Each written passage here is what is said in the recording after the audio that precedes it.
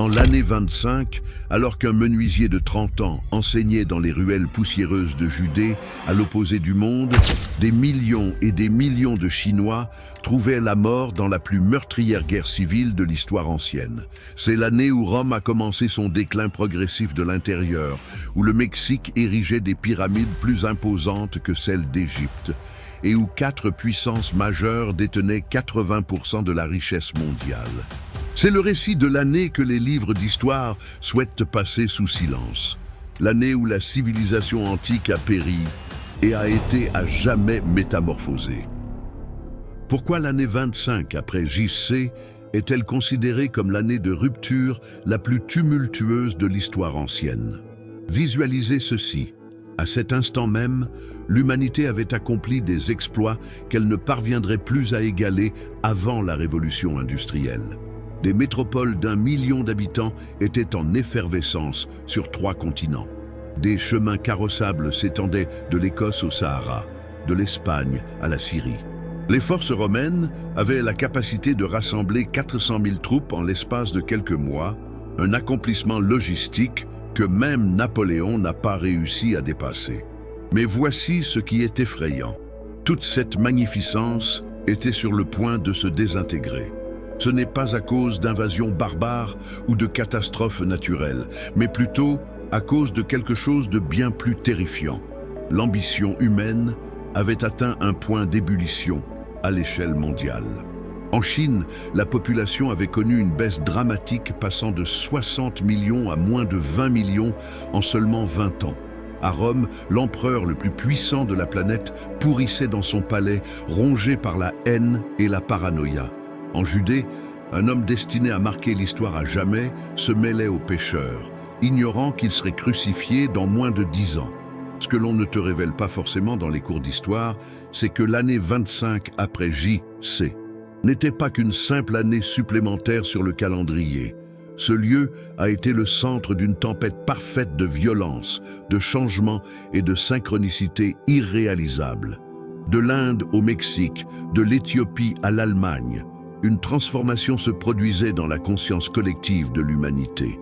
Les dieux d'autrefois réclamaient plus de sacrifices que jamais.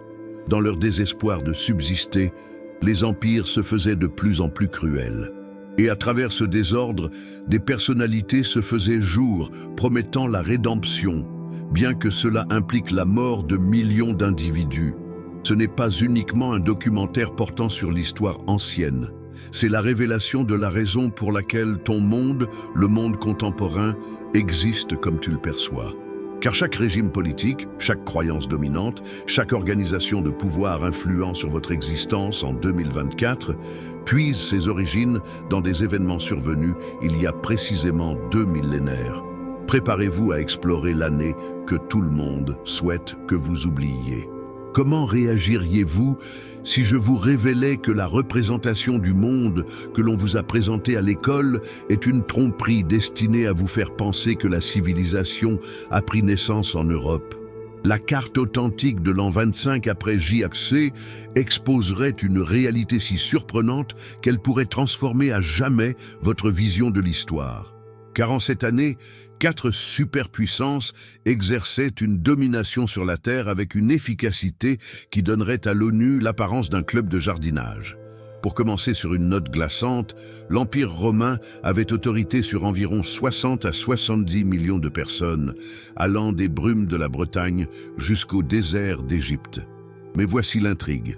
Rome n'était pas même le plus vaste empire. La dynastie Han-Orientaux, tout juste réanimée après la guerre civile la plus sanglante de l'histoire, gouvernait 58 millions de sujets.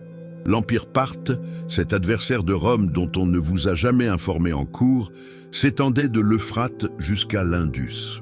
Le royaume Kushan en formation commençait à établir son réseau, allant de l'Afghanistan jusqu'au nord de l'Inde. Cependant, ce qui est réellement terrifiant ne réside pas dans l'ampleur de ces empires. C'est ainsi qu'ils utilisaient de leur pouvoir.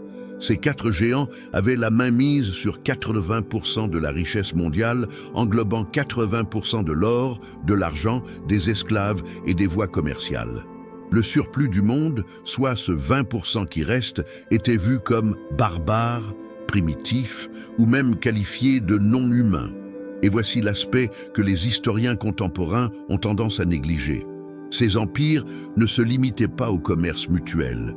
Ils échangeaient des technologies de torture, négociaient des esclaves comme s'ils échangeaient des épices et peaufinaient des techniques de manipulation mentale qui mettraient à l'ombre n'importe quel tyran contemporain.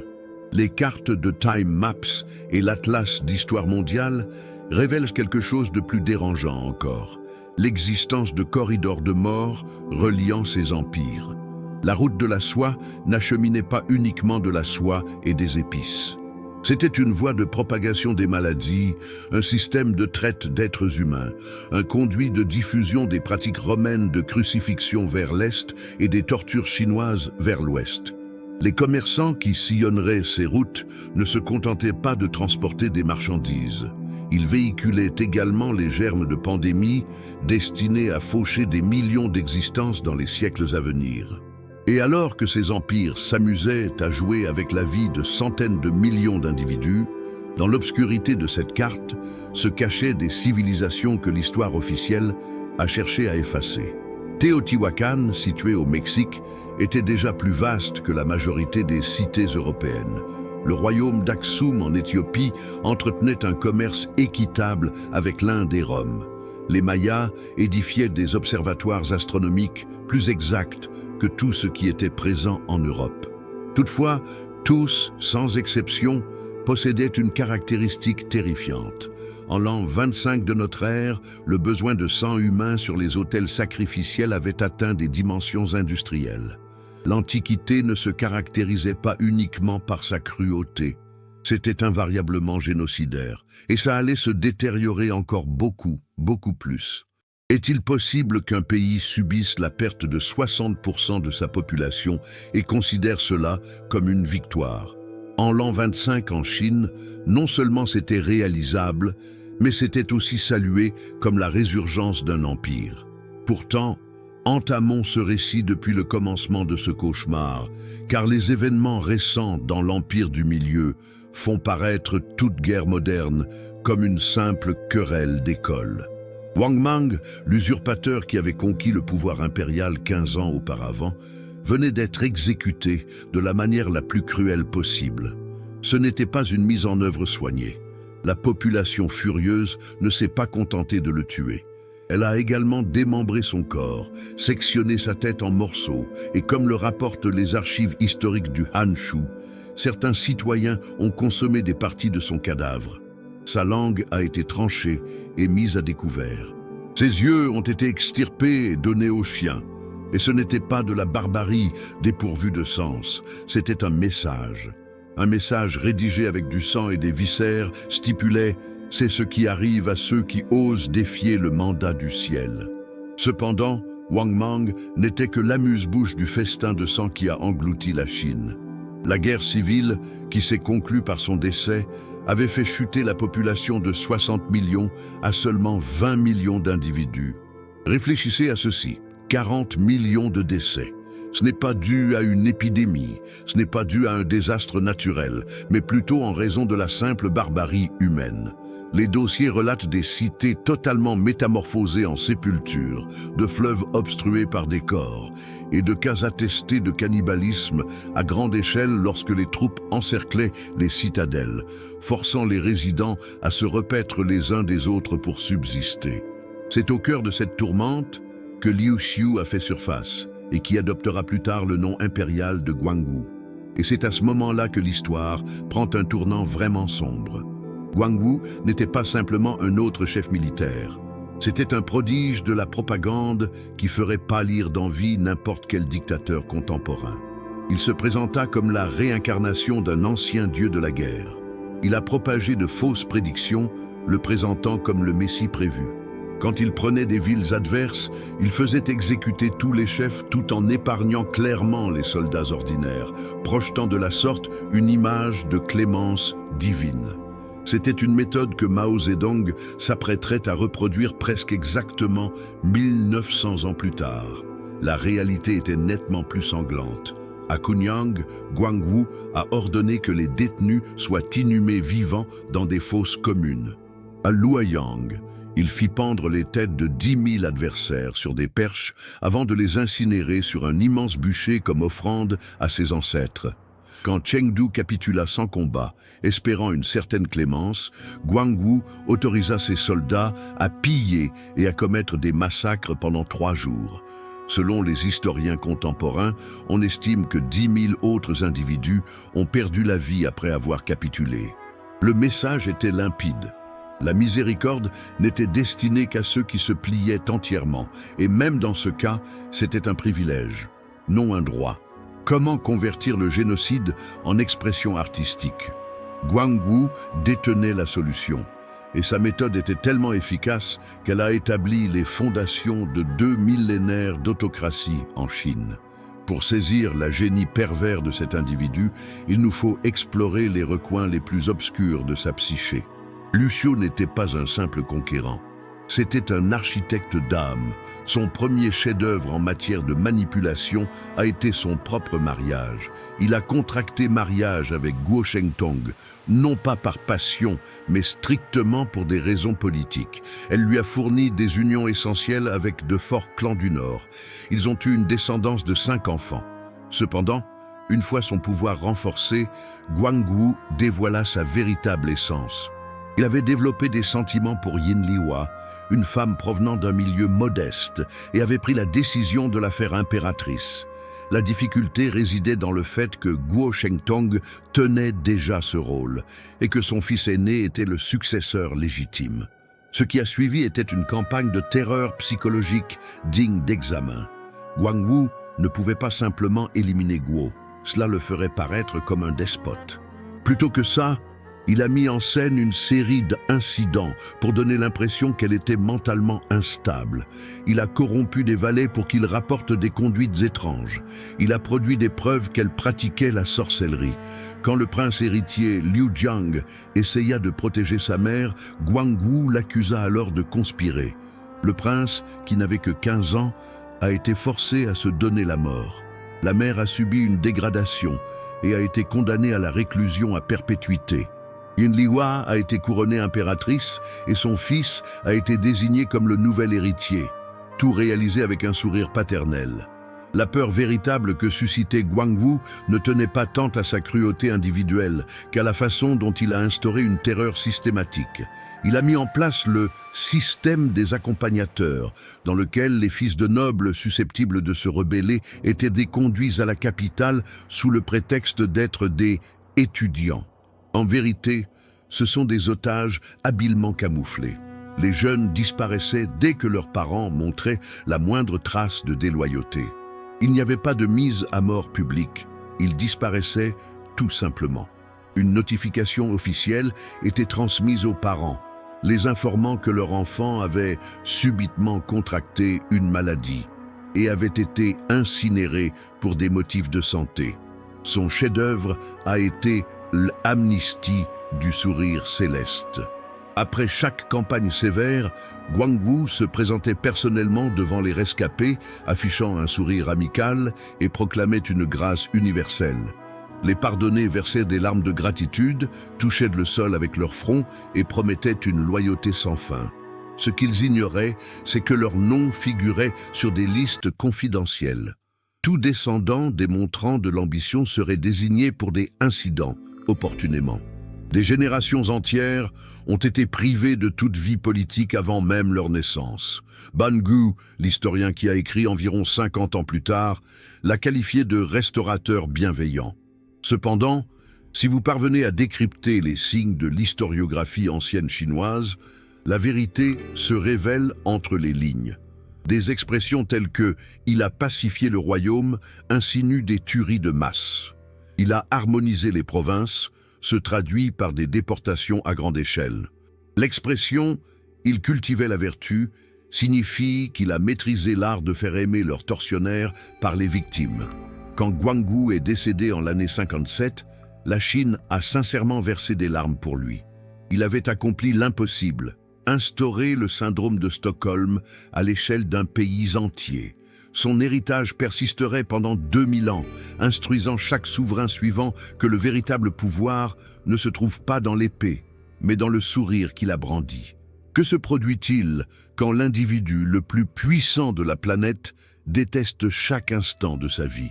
En l'an 25, Tibère César Auguste gouvernait 70 millions de sujets depuis sa villa en Campanie. Et chaque signature qu'il apposait distillait un venin plus létal que la plus meurtrière des conspirations, le dédain total pour l'humanité.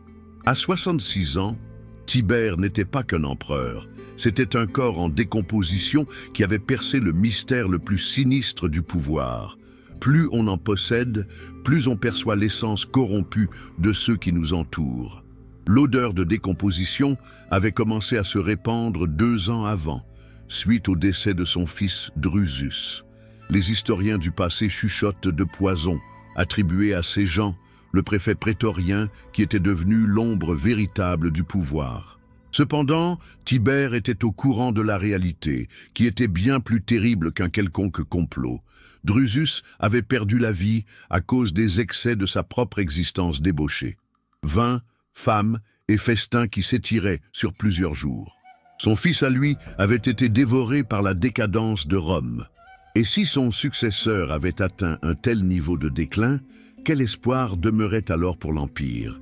D'après Tacite, dès l'année 25, Tibère montrait déjà des signes de ce que les médecins d'aujourd'hui identifieraient comme une dépression clinique sévère, associée à une paranoïa intense.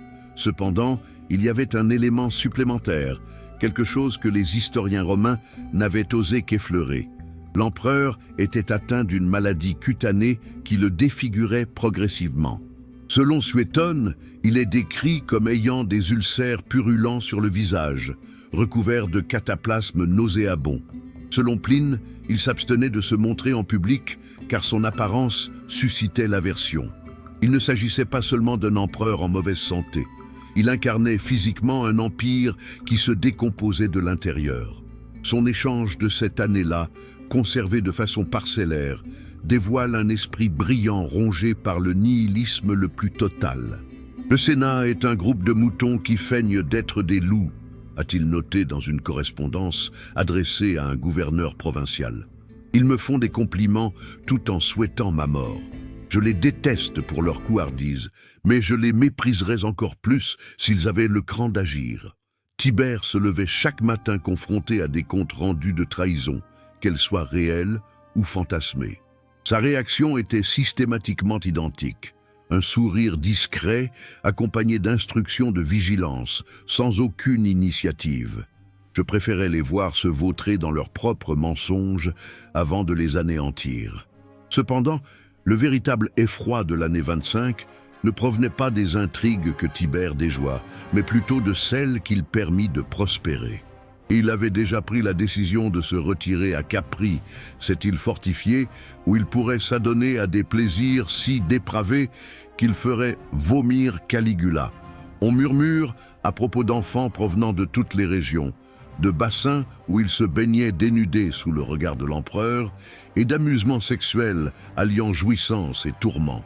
Cependant, même ces excès avaient une finalité plus sombre. Tibère avait compris que la seule manière de ressentir quelque chose, peu importe quoi, était par le biais de l'absolue dégradation. Il ne poursuivait pas la quête du plaisir. Il s'efforçait de valider sa conviction que l'humanité ne méritait pas d'être. Dans moins d'1 an, il abandonnerait Rome pour toujours, confiant l'Empire à Séjan. C'était un ultime geste de dédain. Si Rome souhaitait pourrir, il leur offrirait précisément le dirigeant qu'il mérite. Un individu psychopathe se présentant comme un sauveur. Un homme unique peut-il mettre à mal le plus grand empire du monde, de l'intérieur? En l'an 25, Lucius Aelius Sejanus ne se contentait pas de croire en sa possibilité. Il était sur le point d'en apporter la preuve. Alors que Tibère s'enlisait dans son dédain pour l'humanité, Séjan élaborait une trame de pouvoir si sophistiquée qu'elle ferait paraître Machiavel comme un novice.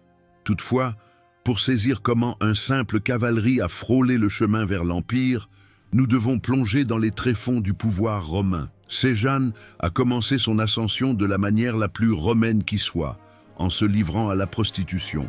Effectivement, tu as bien compris.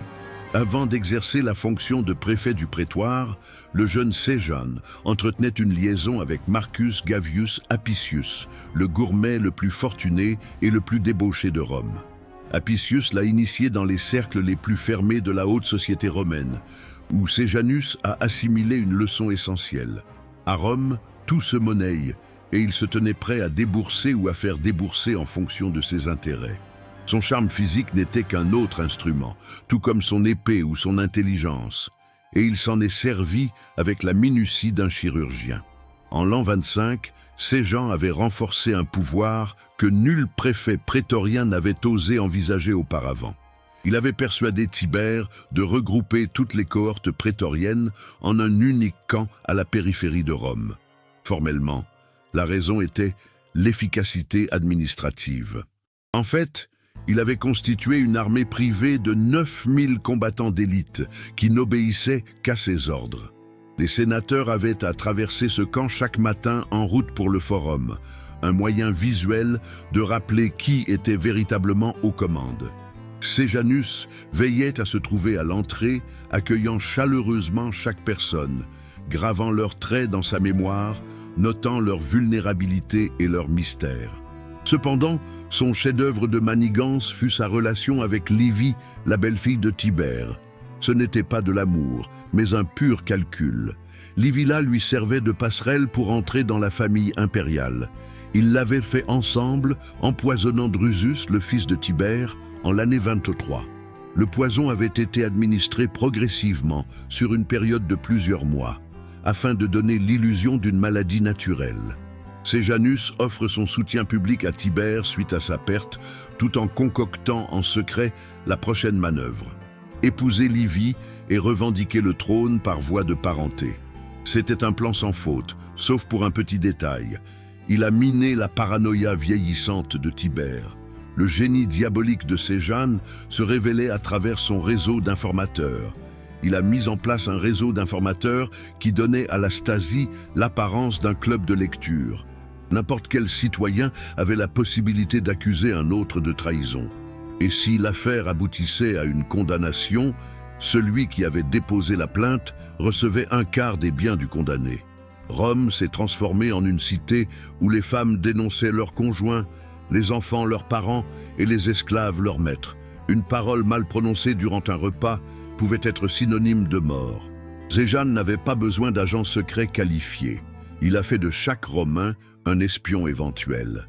Il se tenait au cœur de ce réseau, déterminant qui devait vivre et qui devait mourir d'un simple mouvement. À la fin de l'année 25, Séjan exerçait en fait le contrôle sur Rome. Tibère apposait sa signature sur tout ce qui lui était soumis. Les sénateurs se concurrençaient pour gagner sa faveur. Les dames les plus prestigieuses de Rome se présentaient à lui, dans l'espoir d'obtenir protection ou avancement pour leur famille. Cependant, Séjan aspirait à davantage. Dans ses carters personnels, il était déjà surnommé César par ses esclaves. Il a donné discrètement l'ordre de frapper des pièces à son image, prêtes pour être distribuées lorsque le moment sera opportun. Cela se produirait en l'an 31, lorsque Tibère sortirait finalement de sa torpeur. La descente de Séjan serait tout aussi violente que sa montée, asphyxié en détention, son corps tiré dans les rues, ses enfants assassinés, y compris sa fille vierge qui fut initialement violée pour respecter la loi romaine. Cependant, en l'an 25, il était à la tête de Rome et chaque Romain craignait de se réveiller avec des soldats devant sa porte, envoyés par celui qui avait tenté de dérober un empire avec un simple sourire. Quelle était l'activité de l'individu le plus influent de l'histoire occidentale en l'année 25? La réponse vous étonnera par son apparente trivialité. Tandis que des civilisations tombaient et que des millions perdèrent la vie, un trentenaire charpentier parcourait les sentiers poussiéreux de Galilée, dénué de toute armée, de toute fortune et de toute influence politique. Yeshua ben Yosef, connu sous le nom de Jésus dans le monde entier, était sur le point de commencer un ministère de seulement 3 ans qui secourait les bases de la civilisation.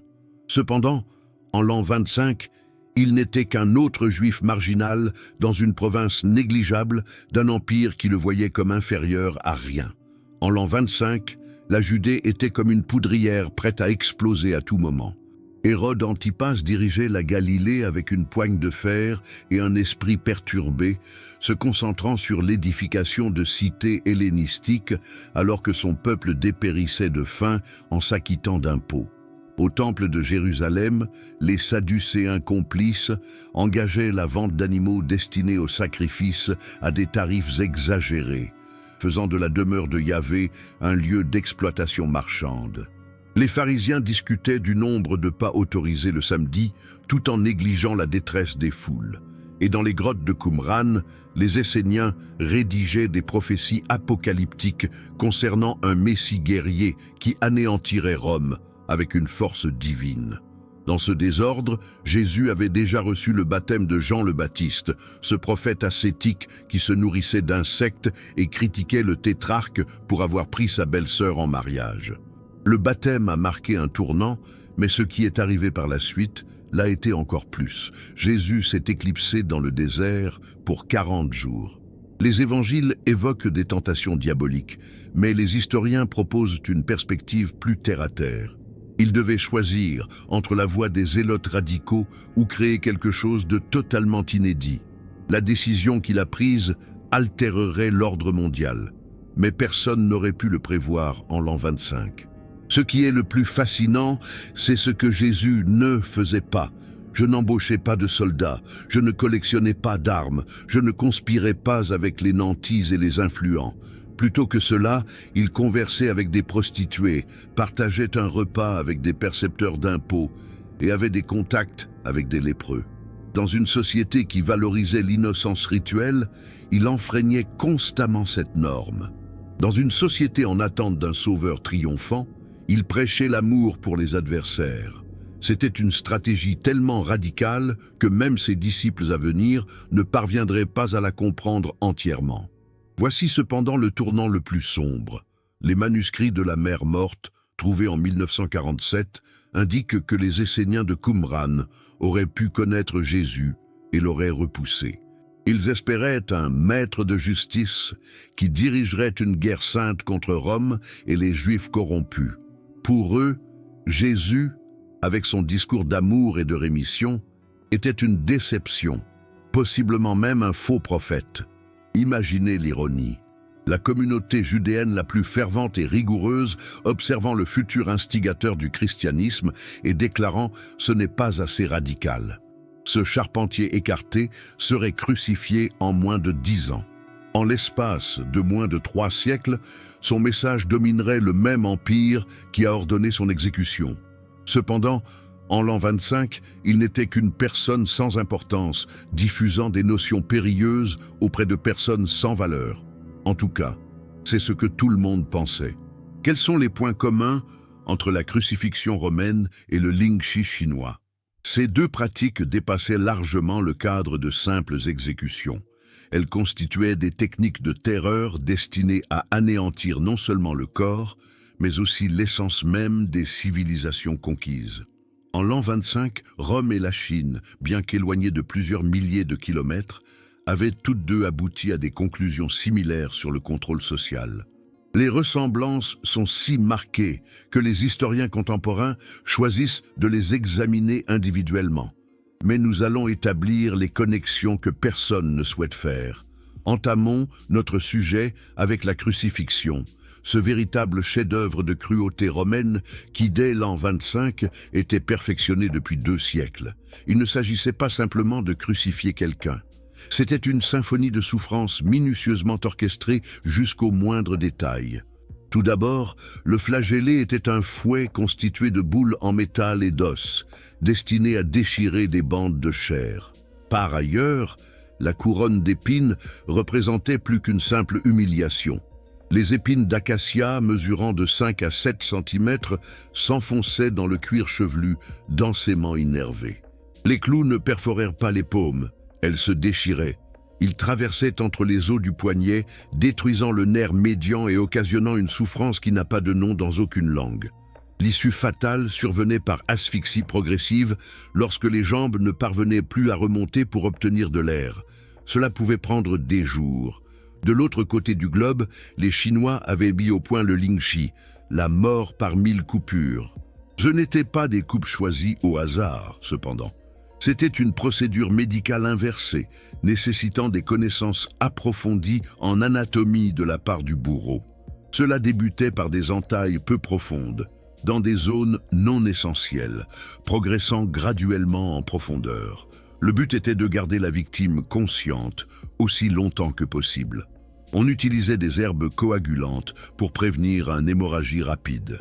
Dans certains cas spécifiques, l'opium était prescrit non par compassion, mais pour prévenir que le choc ne mette abruptement fin à la représentation.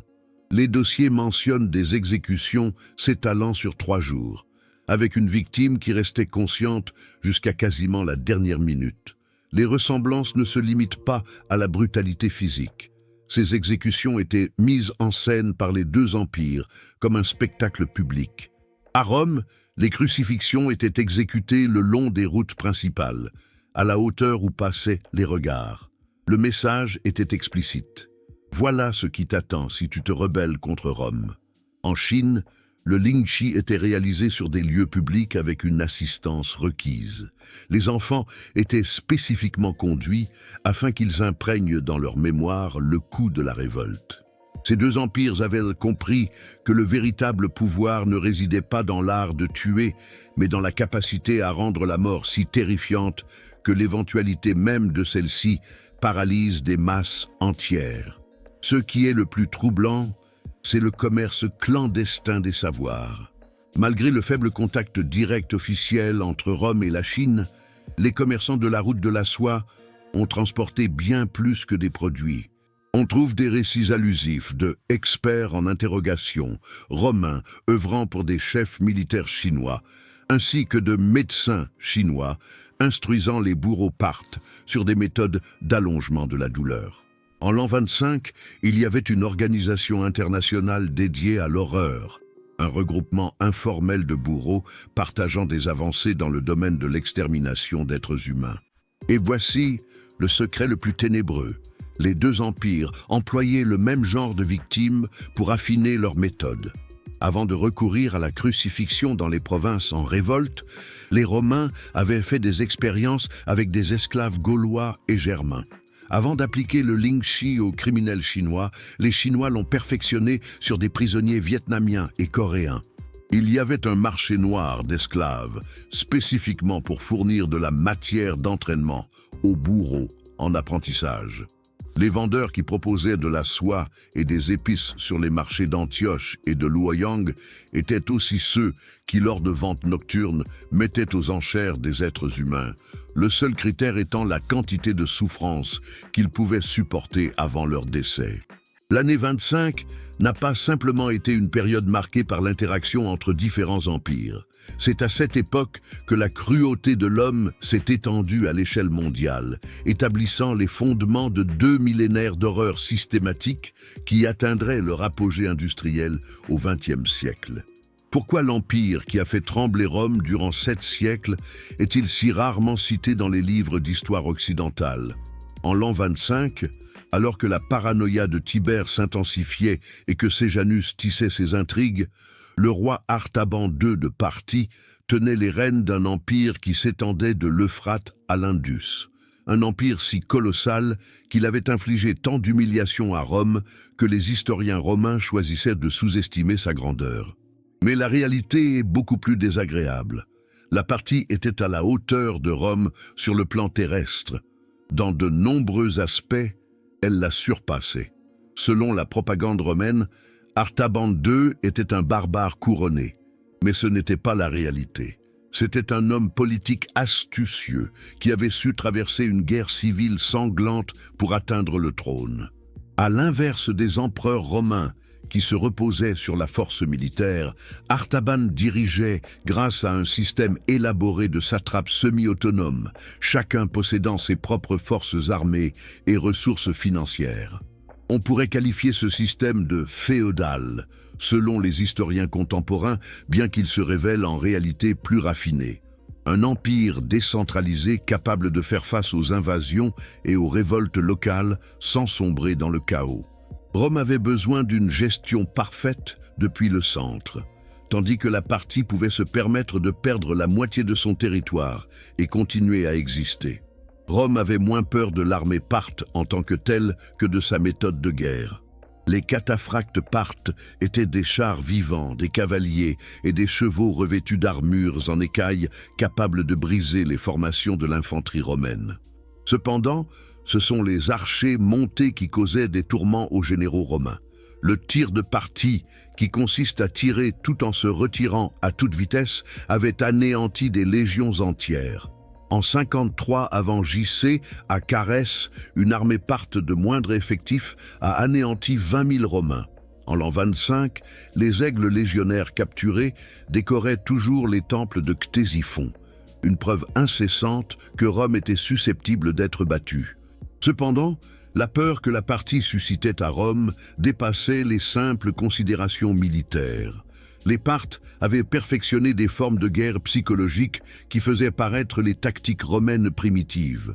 Lorsqu'ils capturaient des soldats romains, ils ne les exécutaient pas systématiquement. Il arrivait qu'ils soient placés aux frontières de l'Est, unis en mariage avec des femmes du pays et dotés de terres. Des décennies plus tard, ces Romains égarés et leurs descendants mixtes refaisaient surface en tant que diplomates ou commerçants, maîtrisant parfaitement le latin tout en servant la Parthie. C'était une manière de signifier « Nous avons la capacité de retourner tes propres enfants contre toi ». En l'an 25, Artaban II s'adonnait à un jeu encore plus raffiné. Il avait constaté qu'il était plus avantageux de garder Rome dans un état de conflit glacé continu plutôt que de la soumettre. À chaque fois que Rome faisait appel à ses légions à la frontière orientale, la Parthie réagissait en rassemblant ses troupes, ce qui contraignait Rome à investir des sommes colossales pour préserver des armées non engagées. Lorsque Rome se retirait, la Parthie introduisait dans les provinces frontalières des marchands espions et des provocateurs. L'Arménie, située entre les deux empires, basculait de côté selon celui qui offrait le plus d'argent. La Parthie, excellent dans ce jeu en comprenant la perspective orientale des pots de vin comme une forme d'investissement plutôt que de corruption. Ce qui est le plus captivant, c'est ce que la Parthie et Rome avaient en commun, mais gardé secret. Bien qu'ils soient des adversaires acharnés, les deux empires entretenaient un commerce intensif. Les marchands parthes faisaient parvenir la soie chinoise à Rome, en augmentant les prix jusqu'à une hausse de 1000%. Cependant, ils échangeaient également quelque chose de plus sinistre, des captifs de guerre pour les jeux. À Rome, les gladiateurs parthes étaient particulièrement prisés en raison de leur exotisme. Les Romains capturés divertissaient les nobles de Ctésiphon en mettant en scène des reconstitutions de batailles romaines, qu'ils perdaient systématiquement. C'était une entreprise d'humiliation réciproque camouflée en divertissement. En l'année 25, Artaban II planifiait son chef-d'œuvre. J'étais conscient que Tibère était vulnérable. Déconcertés par les machinations internes, les agents parthes à Antioche informaient sur l'augmentation de la puissance de ces gens. Artaban a débuté le déploiement de ses forces en Arménie, non dans l'intention d'y mener une invasion, mais plutôt pour contraindre Rome à entamer des pourparlers. Et ça a fonctionné. Dans les prochaines années, Rome pourrait accepter un souverain pro-parthe sur le trône arménien, dissimulant ainsi une humiliation diplomatique sous le couvert d'une solution pacifique. La Parthie a triomphé sans décocher une flèche, démontrant une fois de plus que si Rome conquiert avec les aigles, la Parthie règne grâce à la ruse. 7 siècles plus tard, quand le dernier souverain sassanide fut vaincu par les Arabes, l'héritage parthe demeura vivant. Ils avaient démontré au monde que Rome n'était pas invincible, mais simplement une autre force dans la vaste compétition des empires.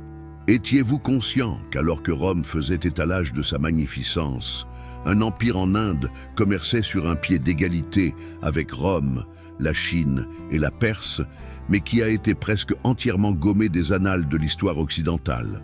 En l'an 25, la majeure partie du Décan était sous le contrôle de l'empire Satavahana, pendant que des royaumes indo-grecs persistaient dans le nord-ouest et que l'ascension du futur empire Kushan prenait son départ depuis les steppes de l'Asie centrale. Ce qui est véritablement captivant à propos de l'Inde de l'an 25, ce n'est pas tant ses royaumes, mais plutôt le plus ancien système d'horreur institutionnalisé au monde. Le système des castes avait déjà atteint sa version la plus cruelle. Sous la gouvernance probable de Gautamiputra Satakarni ou de ses prédécesseurs immédiats, l'empire Satavahana était une force navale reconnue par les Romains, bien qu'ils prétendaient ne pas la connaître. Pourquoi? Parce que les commerçants indiens dominaient le commerce de l'océan Indien avec une sophistication qui faisait honte aux négociants romains rustres. Les bateaux Satavahana, chargés d'épices, de coton et du fameux acier Woods, cet acier mythique qui pouvait couper les épées romaines aussi facilement que du beurre, faisaient le voyage jusqu'à l'Égypte romaine. En retour, les Indiens prenaient de l'or romain en si grande quantité que Pline l'Ancien se plaignait que l'Inde était en train de vider les coffres de l'Empire. Cependant, derrière cette prospérité commerciale se dissimulait une réalité qui ferait vomir le Romain le plus cruel. Le système de caste n'était pas simplement un classement social, c'était un dispositif d'inhumanité raffiné au cours de 1000 ans. Les brahmanes ont persuadé une civilisation entière que certains individus étaient véritablement nés en tant qu'inférieurs à l'homme. Les Dalis, également appelés intouchables, menaient une vie que même les esclaves de l'époque romaine ne pourraient envisager. Il leur était impossible d'utiliser les mêmes sources d'eau. Elles souillaient l'ombre. Si un brahmane causait la mort accidentelle d'un Dalit, le châtiment était identique à celui infligé pour l'abattage d'un chien. Les écrits jains actuels, que les historiens d'aujourd'hui ont tendance à négliger du fait de leur contenu perturbant, relatent des rites qui avaient lieu dans les sanctuaires consacrés à Kali et Bhairava. Ce ne sont pas les offrandes symboliques que l'hindouisme contemporain prétend.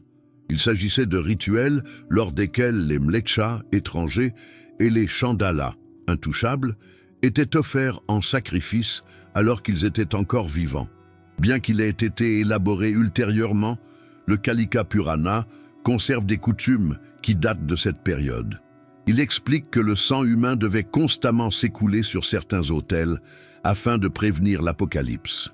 Des preuves habilement minimisées, de fosses communes avec des signes de décapitation rituelle ont été découvertes par les archéologues près d'anciens temples. Au nord-ouest, les derniers royaumes indo-grecs étaient en proie à une fascinante dichotomie culturelle. Des souverains portant des noms grecs tels que Strato II dirigeaient des communautés bouddhistes, tout en émettant des monnaies frappées avec Zeus d'un côté et Bouddha de l'autre. Ils étaient les héritiers des guerriers d'Alexandre le Grand. Mais après 3 siècles, leur identité s'était transformée en une plus forte affiliation indienne qu'hellénique. Leur drame résidait dans leur tentative de préserver la civilisation hellénique tout en adoptant les pratiques de caste qu'ils étaient supposés mépriser. Les documents historiques attestent de l'existence de gymnases grecs réservés uniquement aux 2 classes supérieures, une déviation des idéaux démocratiques grecs qui aurait scandalisé Platon. Une nouvelle menace se profilait du côté du nord. Les Kushan, des nomades de la steppe qui avaient été déplacés vers le sud par les Huns, étaient sur le point d'établir un empire reliant l'Asie centrale au nord de l'Inde. Kujula Kadphises, son roi, était en cours de conquête de la Bactriane et par conséquent de contrôle des voies commerciales les plus rentables du globe. Les Kushan, porteurs d'une avidité pour le sang frais des steppes, étaient également dotés d'une mentalité ouverte qui les a amenés à soutenir simultanément le bouddhisme, l'hindouisme, le zoroastrisme et la religion grecque. Ils étaient pragmatiques au point de cynisme. Ils vénéraient n'importe quel dieu qui leur assurait la victoire. En l'an 25, l'Inde représentait un sous-continent marqué par des contradictions extrêmes. Des mathématiciens qui, tout en travaillant sur le concept de zéro, ont traité des millions d'individus comme s'ils étaient insignifiants. Des philosophes discutaient de la nature de l'âme tout en affirmant que les intouchables n'en possédaient pas. Des commerçants qui faisaient route vers Rome alors que des millions d'individus périssaient de faim à seulement quelques kilomètres des ports florissants. C'était une civilisation qui avait maîtrisé l'art de l'hypocrisie institutionnelle 1000 ans avant que l'Occident ne prenne même forme. Ce qui est le plus troublant, c'est que ce système persisterait, évoluerait et s'ajusterait jusqu'au XXIe siècle. Les empires s'effondreraient, les croyances religieuses évolueraient, cependant la faculté de l'homme à construire des ailes sociétaux et à les qualifier de divine ordonnance persisterait inchangée. Comment se fait-il qu'en l'an 25, quand Rome était prétendue être la plus grande ville du monde, une mégapole qui rivaliserait avec elle en taille et la surpasserait en mystère, émergeait de l'autre côté de l'océan? Téotihuacan, souvent appelée la Cité des Dieux, comptait déjà 80 000 habitants et connaissait une expansion à un rythme que n'aurait pas atteint aucune ville européenne avant l'ère de la révolution industrielle. Ce qui rend véritablement Téotihuacan terrifiante, ce n'est pas tant son ampleur, mais le tribut sanglant que ses résidents ont dû verser pour ériger ce qu'ils considéraient comme étant vraiment le cœur de l'univers. Durant l'an 25, la pyramide du Soleil était en cours de construction. Les archéologues contemporains ont mis au jour un détail que les livres scolaires s'appliquent à ignorer. Sa réalisation ne reposait pas uniquement sur le travail acharné et la pierre. Des fouilles récentes, en 2023 et 2024, utilisant la technologie LIDAR, ont mis à jour des chambres dissimulées sous la pyramide, regorgeant de débris humains. Ce n'étaient pas des inhumations ordinaires. Les dépouilles montraient des traces d'avoir été inhumées, alors qu'elles étaient encore en vie, avec les mains entravées, et des morceaux de tissu servant de bâillons encore discernables dans certains cas. Des enfants de 3 à 7 ans ont été disposés au coin tels des offrandes de fondation, une coutume assurant la stabilité spirituelle de l'édifice. Chaque stade de la pyramide nécessitait des sacrifices supplémentaires, une contrepartie de sang qui métamorphosait la construction en une usine mortuaire rituelle. Téotihuacan n'était pas uniquement une cité profondément religieuse. Elle se distinguait également par une organisation étonnamment moderne. La ville a été conçue selon une grille parfaite, 1500 ans avant même la naissance de Manhattan.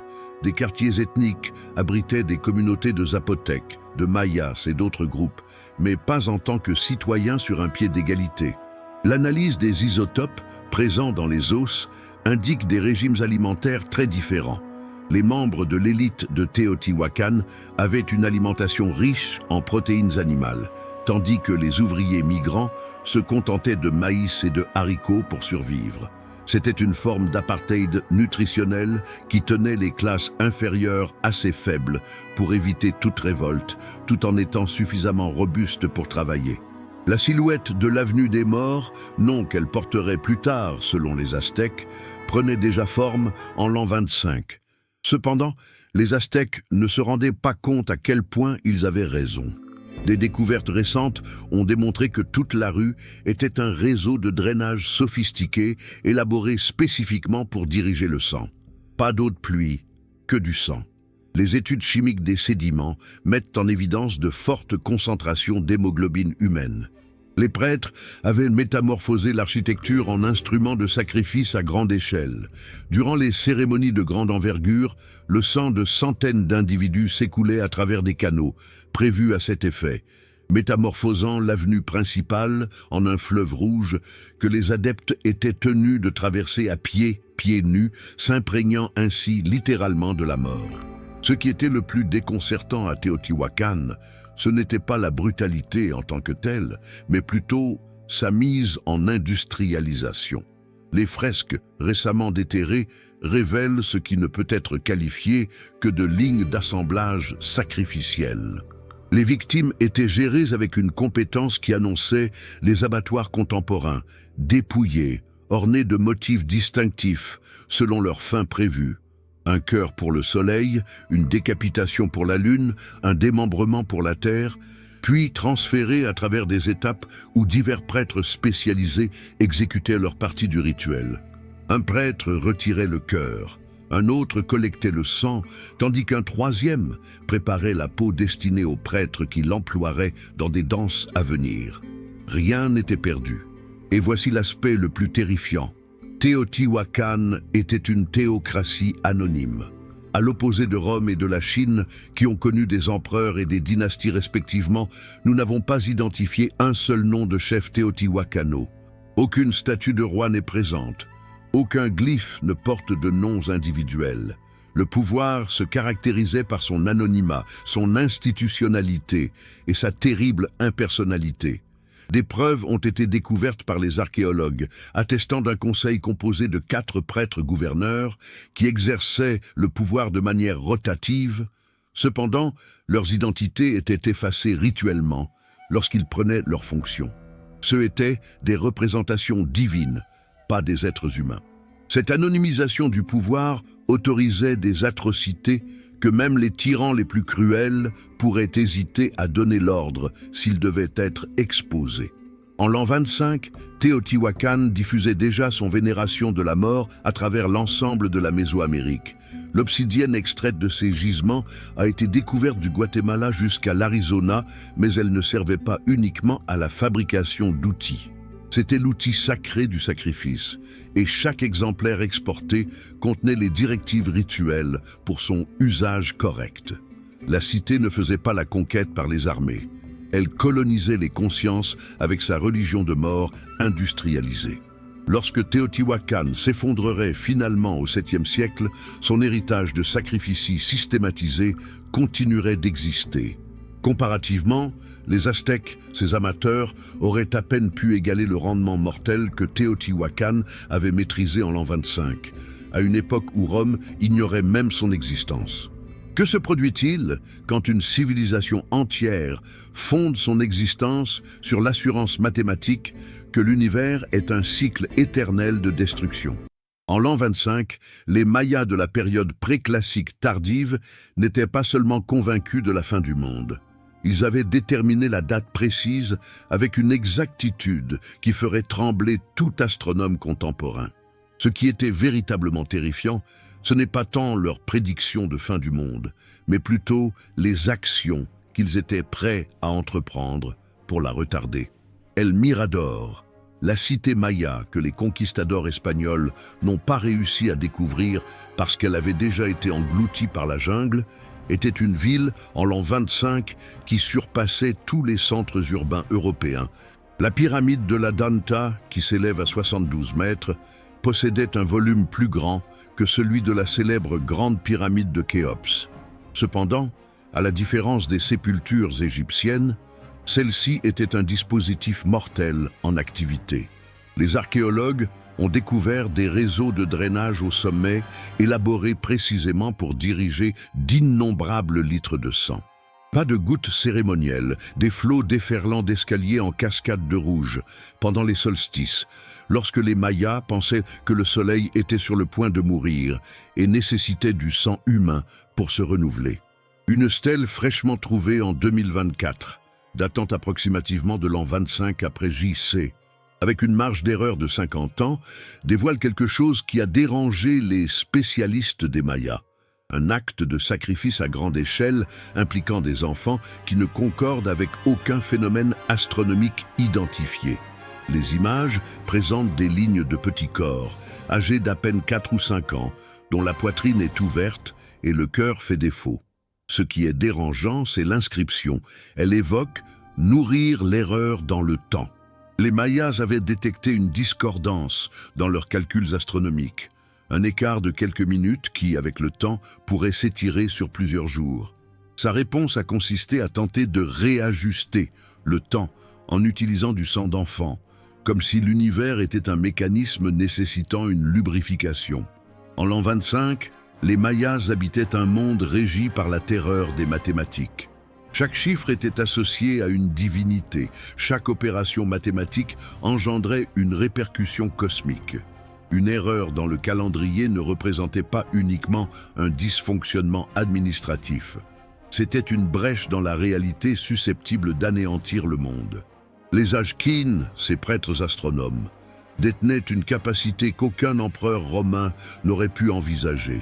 Ils avaient la possibilité d'affirmer qu'un jour n'avait pas eu lieu, l'excluant du calendrier, et par conséquent, rendant tous les naissances, morts et événements de cette journée ontologiquement inexistants. Les individus nés aux dates effacées devenaient des non-entités, des sacrifices vivants qui, techniquement parlant, n'avaient jamais existé. Cependant, la compréhension du temps par les Mayas dépassait leur obsession pour le calendrier. Ils ont décelé les cycles de Vénus avec une exactitude que l'Occident ne parviendrait pas à égaler avant Copernic. Ils étaient conscients que tous les 8 ans, Vénus dessinait une étoile à 5 branches impeccables dans le firmament. Pour ces individus, ce n'était pas de l'astronomie. C'était la démonstration que l'univers était un stratagème concocté par des dieux géométriques qui manipulaient le destin humain. Les Mayas pensaient que lorsque Vénus s'éclipsait lors de sa conjonction inférieure, elle descendait dans les enfers pour lutter contre les forces du désordre. Si jamais il perdait, c'est la fin du monde qui serait déclarée. L'unique moyen de garantir sa victoire consistait à lui faire parvenir des combattants, des captifs de guerre offerts en sacrifice précisément au moment de l'alignement. Ce qui est le plus terrifiant, c'est que les Mayas de l'an 25 consignaient déjà la chute de leur propre civilisation. El Mirador témoignait d'une déforestation à grande échelle et de sécheresse dues à une coupe abusive destinée à la production de chaux pour ces pyramides. Au lieu de modifier leur méthode, ils ont plutôt renforcé les sacrifices. On dirait qu'ils sont conscients de la destruction de leur univers et que leur réaction est d'intensifier cette destruction. Persuadés que s'ils versent assez de sang, les divinités leur donneront un nouvel univers. Les fresques de cette période illustrent des arbres ensanglantés, des cours d'eau vermeils et des épis de maïs jaillissant des corps sans vie. Ce n'était pas du symbolisme, c'était son programme de durabilité. Voici le dernier tournant qui donnerait des frissons à quiconque saisirait les implications. Les calculs mayas concernant les cycles de fin du monde n'étaient pas entièrement faux. Ils étaient liés à de véritables occurrences de changements climatiques, à des éruptions de volcans et à des périodes de faiblesse solaire. D'une certaine façon, cette civilisation de l'an 25 a décelé des motifs dans le désordre que la science contemporaine commence tout juste à saisir. Leur méprise ne résidait pas dans leur astronomie, mais plutôt dans l'idée qu'ils pouvaient marchander avec l'univers en se servant du sang comme une forme de paiement. Quand leur civilisation antique viendrait finalement à s'effondrer des siècles plus tard, ce ne serait pas dû à un manque de sacrifice. C'est probablement parce que l'univers refuse d'accepter des pots de vin, quel que soit le nombre de cœurs que tu proposes. Pourtant, en l'an 25, ils persistaient à leurs efforts, convertissant chaque pyramide en autel et chaque cité en abattoir cosmique. Tout ceci fait partie de leur stratégie pour prévenir une apocalypse qu'ils étaient de leur propre chef en train d'engendrer. Pourquoi les historiens de Rome semblent-ils à peine évoquer le royaume africain qui a réussi à repousser les légions et à infliger une blessure à un César? Au cours de l'an 25, le royaume de Kush, dirigé par le roi Natakamani et la reine Amanitor, n'était pas un simple détail de l'histoire africaine. C'était une puissance majeure qui contrôlait les voies commerciales de l'or, de l'ivoire et des esclaves du Nil, démontrant à Rome que même l'aigle impérial pouvait être privé de ses plumes par les flèches couchites. Ce qui est véritablement captivant chez Kush, ce n'est pas sa force militaire, mais plutôt leur fusion de l'élégance égyptienne avec une sauvagerie africaine qui terrifiait même les Romains aguerris. L'histoire que Rome a voulu cacher a ses origines plusieurs décennies avant l'an 25. Amanirénas, la Candaké, reine-mère, avait elle-même commandé les troupes couchites en lutte contre Auguste. Durant un conflit, une flèche couchite a transpercé l'œil du futur premier empereur romain. Les historiens de Rome ont sous-estimé cet événement. Cependant, les inscriptions couchites à Méroé le glorifient en décrivant des détails vivants. La mère de la guerre a absorbé la vision de l'aigle. Amanirénas ne s'est pas contentée de vaincre les Romains. Elle a aussi profané leurs symboles. Les têtes des statues d'Auguste ont été enfouies sous les marches des temples couchites pour permettre à chaque dévot de symboliquement fouler l'empereur romain en entrant pour ses prières. En l'année 25, Natakamani et Amanitore avaient conduit le Kush vers une ère de prospérité bâtie sur des montagnes de cadavres. Méroé, la capitale, portait le surnom de Birmingham de l'Afrique, à cause de ses hauts fourneaux qui étaient en activité jour et nuit. Ils ne se limitaient pas à la fusion du fer. Les études contemporaines des scories révèlent la présence de restes d'os humains brûlés. Les captifs de guerre, incapables d'être réduits en esclavage, étaient offerts vivants aux fournaises comme sacrifice à Apédémaque, le dieu lion de la guerre. Selon les Kushites, le fer forgé avec du sang humain produisait des armes infaillibles. On a découvert des pointes de flèches kushites le long du Nil, dont un grand nombre renferment des traces microscopiques de calcium humain fusionné au métal. Durant leur décennie de règne, le couple royal a érigé plus de pyramides que l'ensemble de l'Égypte au cours des derniers 1000 ans. Cependant, il ne s'agissait pas des tombes paisibles des pharaons. Les pyramides de Méroé, dites kushites, servaient de lieux d'abattage verticaux. Lorsqu'un roi ou une reine décédait, ils ne traversaient pas l'au-delà en solitaire. Des dizaines, parfois même des centaines de corps ont été découverts par les archéologues dans des chambres funéraires. Servants, jeunes conjointes, gardiens, tous sacrifiés rituellement et placés dans des postures de servitude perpétuelle. Ce qui était le plus sinistre, c'étaient les substituts, des jeunes gens, garçons et filles de l'âge que le souverain avait à des instants cruciaux de sa vie, habillés avec des imitations de ses habits et ensevelis vivants pour que le roi ou la reine puisse revivre chaque phase de son existence dans l'au-delà. Ce qui effrayait le plus Rome à propos de Kush n'était pas leur armée régulière, mais leur force d'élite, les DH3W, des combattants qui se faisaient rituellement aveugler d'un œil, en hommage à Amanirenas. L'absence de vision binoculaire était compensée par une formation sévère, qui les métamorphosait en machines meurtrières au combat rapproché. Ils se servaient de dagues courbées, enduites d'un poison, fait d'un mélange de venin de serpent et de champignons hallucinogènes qui induisaient des visions effrayantes avant le décès. Les Romains qui croisaient les DH3W décrivaient des démons borgnes riant en tuant. Par la suite, nombre d'entre eux se sont donné la mort, tourmentés par des cauchemars incessants. Cependant, l'année 25 a signalé un tournant délicat. À l'inverse de ses ancêtres combattants, Amanitore a compris que le vrai pouvoir ne se trouvait pas uniquement dans la lance, mais également dans le papyrus. Il a instauré une paix tacite avec Rome. Kush ne lancerait pas d'attaque contre l'Égypte si Rome n'essayait pas de remonter au-delà de la première cataracte du Nil. En contrepartie, Kush a obtenu le statut de fournisseur exclusif d'animaux exotiques pour les jeux romains. Tous les animaux tels que les éléphants, rhinocéros et girafes traversaient les mailles kushites. Mais il y avait aussi des êtres humains. Les Éthiopiens, qui trouvaient la mort au Colisée, étaient fréquemment des prisonniers de guerre vendus par Kush, qui se débarrassaient ainsi d'ennemis potentiels tout en garnissant ses coffres d'or romains. Ce qui est le plus ironique, c'est que durant l'apogée de sa civilisation, la cour de Méroé, en 25 après JC, était peut-être plus évoluée que Rome elle-même. Amanitore avait la capacité de lire les hiéroglyphes égyptiens, l'écriture méroïtique et possiblement une certaine connaissance du grec.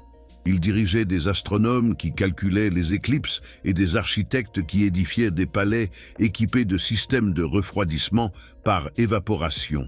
Cependant, cette sophistication coexistait avec des rites qui incorporaient le cannibalisme rituel de puissants ennemis dans le but d'absorber leur force. Rome n'a jamais réussi à saisir cette schizophrénie culturelle.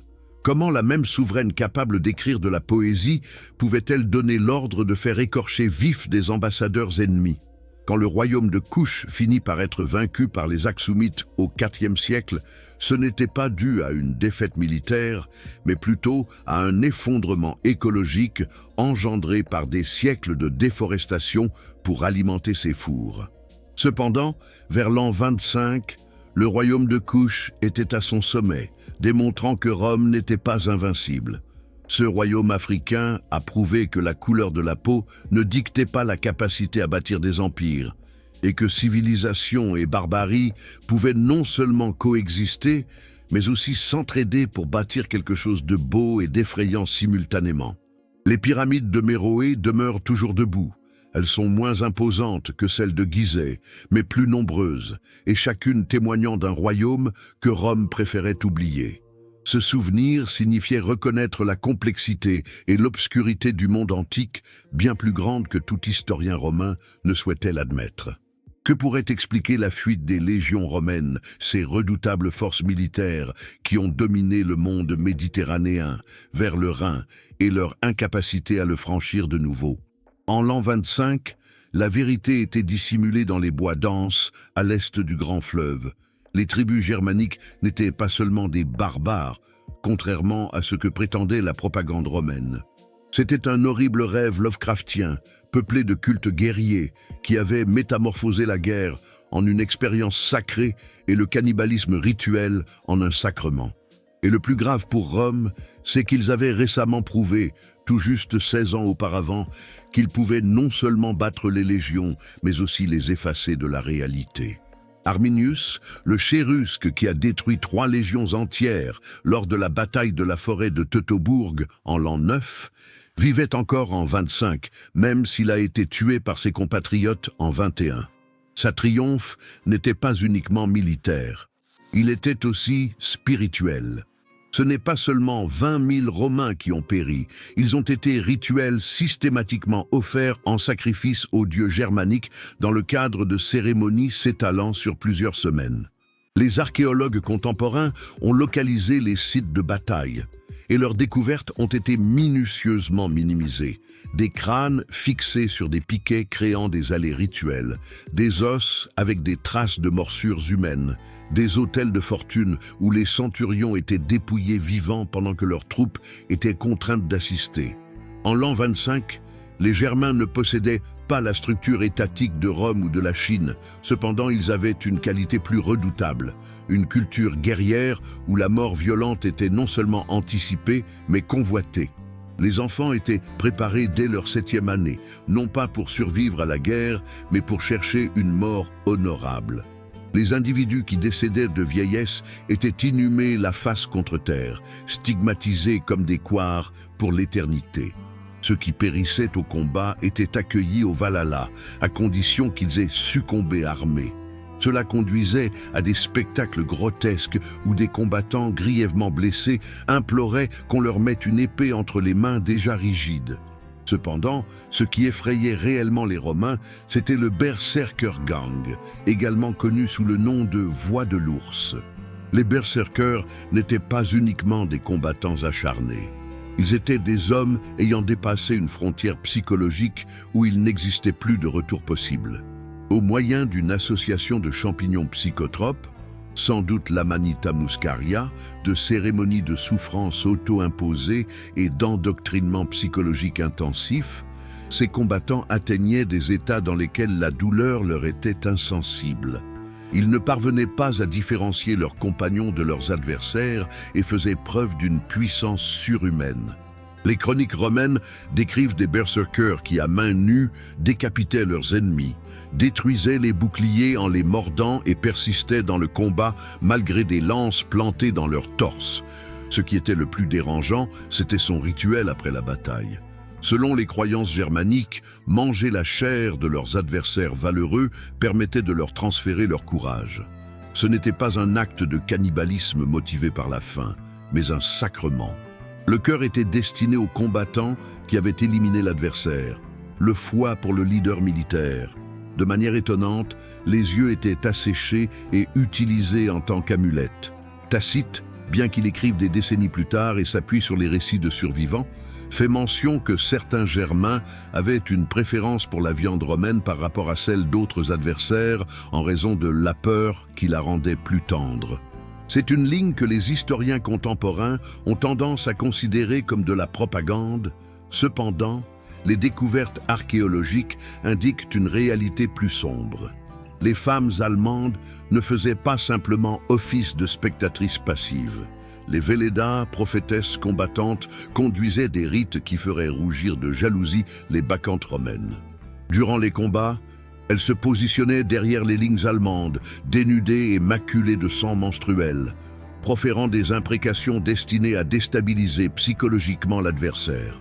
Si les combattants germaniques se retiraient, ces femmes les éliminaient personnellement, percevant la peur comme une souillure plus grande que la défaite. On rapporte des histoires de conflits où un nombre supérieur de Germains a trouvé la mort par leurs propres épouses, plutôt qu'à cause de l'adversaire. En l'an 25, les tribus étaient divisées et s'affrontaient autant entre elles qu'avec Rome. Cependant, cela ne diminuait pas leur dangerosité. Cela les rendait imprévisibles. Un chef de tribu avait la possibilité de se lier d'amitié avec Rome le matin et rôti des soldats romains le soir. Il n'était pas question de conquérir une capitale, de corrompre un roi ou de démolir une structure. D'après les paroles d'un général romain anonyme, ils étaient comme combattre la forêt elle-même. Et la forêt était affamée. Le plus ironique, c'est que Rome, dans son arrogance, pensait pouvoir civiliser ces barbares. Ils engageaient des Germains en tant qu'aide, dans l'espoir de les romaniser. Cependant, les Germains ont assimilé les stratégies romaines tout en préservant leur propre rudesse. En quelques générations, ces barbares ne se contenteraient pas de dérober à Rome. Ils la conquéreront de l'intérieur. Cependant, en l'an 25, il demeurait le témoignage vivant que, au-delà de la limite, au-delà des confins de la civilisation, il y avait des hommes qui non seulement n'avaient pas peur de la mort, mais la courtisaient avec une ardeur qu'aucun Romain civilisé ne pourrait saisir. Et ces hommes étaient affamés, fins de renommée, fins de combat, et lorsque la situation le nécessitait, une véritable soif de chair romaine. Quel est le lien entre un sénateur romain qui acquiert de la soie chinoise et des millions de corps en décomposition dans des fosses communes un siècle et demi plus tard? La réponse est le réseau d'échange le plus rentable et le plus mortel de l'histoire humaine, la route de la soie. En l'an 25, cette voie de communication à travers le continent était déjà en activité depuis un siècle et demi, transportant non seulement des biens, mais aussi la mort à une échelle industrielle. Cependant, ce que les commerçants qui traversaient cette route ignoraient, c'est qu'ils posaient les fondements de pandémies susceptibles d'éradiquer presque entièrement la civilisation. La route n'était pas simplement une voie, mais plutôt un ensemble de trajets qui reliaient Shangan à Rome, en traversant des lieux comme Samarcande, la Bactriane, Ctésiphon et Antioche. Au cours de l'année 25, une cargaison classique pouvait inclure de la soie valant son poids en or, des épices pour la conservation des aliments et dissimulant le goût de la viande avariée, ainsi que quelque chose de plus sinistre, des êtres humains. Les historiens contemporains s'intéressent au commerce de luxe, toutefois, les documents fragmentés exposent une réalité plus sombre. Pour chaque boule de soie, des dizaines d'esclaves étaient transférés. Des Germains aux cheveux dorés pour les harems de Luoyang, des vierges Kushan pour les sanctuaires de Ctésiphon, et des enfants sogdiens émasculés, destinés à devenir eunuques dans diverses cours. Cependant, les esclaves ne voyageaient pas en solitaire. Leurs maladies, parasites et misères biologiques les accompagnaient lors de leur voyage. La route de la soie a servi de laboratoire en constante évolution pour les agents pathogènes. Une affection qui décimait quelques individus dans un bourg chinois pouvait subir des mutations tout au long du périple de plusieurs mois, confrontés à de nouveaux hôtes, à diverses conditions climatiques et à différentes occasions d'engendrer la mort. Les caravanes développaient une immunité partielle, devenant des porteurs asymptomatiques, des vecteurs biologiques ambulants qui diffusaient la mort à leur insu. Des preuves troublantes ont été découvertes par les archéologues dans les caravansérails délaissés du Taklamakan. Des fosses communes précipitées, des ossements entassés sans aucun rituel ni attention. Les études génétiques ont mis en évidence des variétés de variole, de peste bubonique et des agents infectieux non identifiés qui ne sont pas présents actuellement. Un d'entre eux, particulièrement terrifiant, présente des ressemblances avec Ebola, mais est conçu pour prospérer dans les climats froids. Ceux-ci étaient des répétitions générales des épidémies futures. la peste antonine, qui a sévi de 165 à 180 après J+C et a décimé environ 10% de la population romaine, était probablement en gestation dans un marché de Kashgar ou dans les cales d'un bateau du golfe Persique. Cependant, la route véhiculait quelque chose de plus mortel que les épidémies, des idées. En l'an 25, le bouddhisme s'infiltrait en Chine sous le couvert d'une philosophie exotique, tout en transportant des idées susceptibles de miner le confucianisme d'État. Le christianisme commencerait bientôt son périple vers l'Est, se transformant avec chaque culture qu'il rencontrait. Les cultes mystiques persans faisaient leur chemin au sein des légions romaines.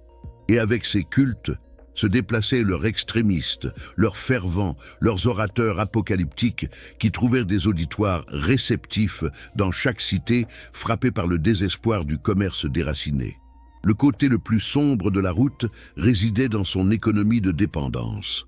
La soie chinoise n'était pas simplement un article de luxe, elle était devenue une exigence psychologique pour les classes dirigeantes romaines.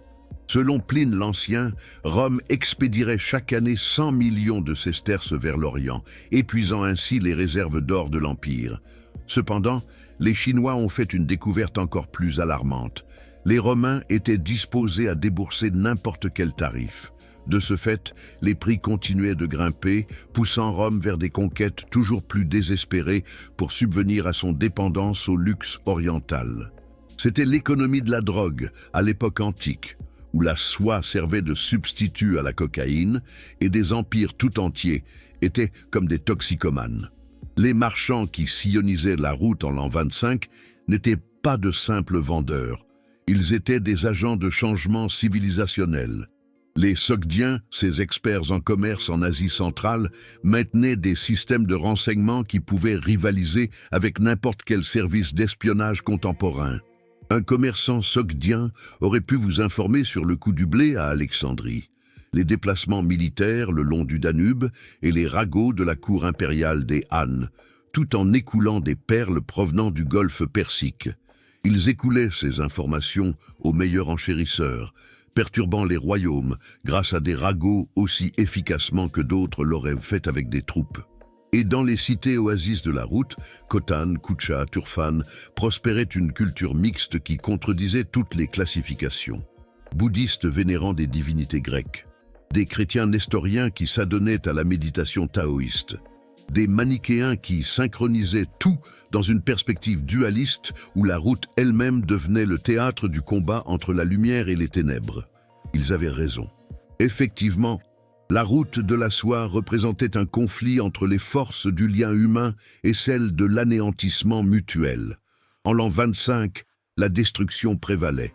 Ce qui est le plus prémonitoire, c'est que la route manifestait déjà des indices de sa future ruine.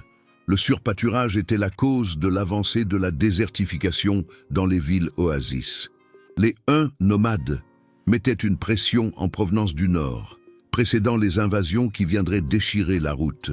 Et dans les plaines de Mongolie, les ancêtres de Gengis Khan apprenaient à maîtriser les routes, identifier les vulnérabilités et acquérir des savoirs qu'ils emploieraient plus tard pour bâtir l'empire terrestre le plus vaste de l'histoire sur les vestiges de la route de la soie.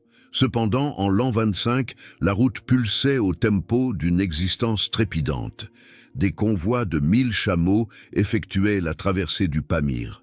Dans l'océan Indien, des navires chargés de coulées naviguaient. À chaque opération, à chaque interaction, à chaque rencontre humaine tout au long de ces voies, le monde ancien se rapprochait un peu plus de sa métamorphose brutale. La route de la soie n'était pas un lien entre les civilisations, mais plutôt un vecteur de leurs propres contradictions, qui préparait l'effondrement coordonné destiné à caractériser les siècles futurs. C'était véritablement l'autoroute de la fin du monde, tapissée d'or et baignée de sang, conduisant l'humanité vers un futur qu'aucun prophète de l'an 25 n'aurait pu envisager dans ses rêves les plus terrifiants.